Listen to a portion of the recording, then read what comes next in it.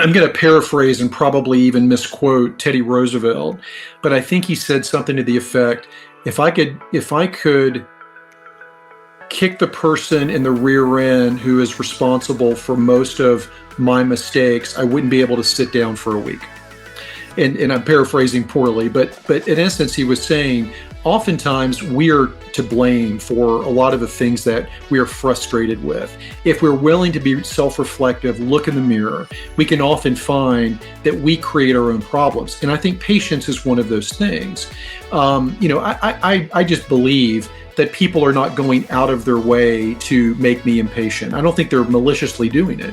So we've talked a lot in the past, and I wrote about this in my book, Essential Wisdom, on clarity.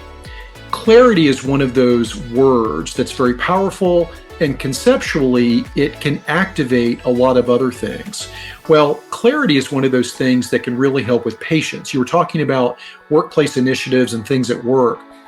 When we are impatient with someone that's maybe not delivering fast enough, they're not doing the kind of job that we would have done.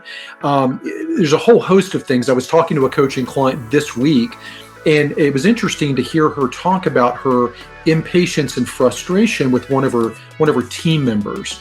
And when I asked questions about, did you set clarity of expectations? Did they know exactly what you wanted? The answer I got was, well, no, I said I wanted it quickly, and they should know that that means like by tomorrow. Well, no, not everybody knows that. So the more I unpacked it with her, the more we recognized that she had not given this team member role clarity of expectations. My client was not communicating very clearly. So she had a lot of the responsibility for the performance of the team member, which was creating her impatience. So that is just something that I really hope the listeners are taking in and absorbing right now. If you look in the mirror, you'll often find that we are to blame for a lot of the things that are creating our impatience.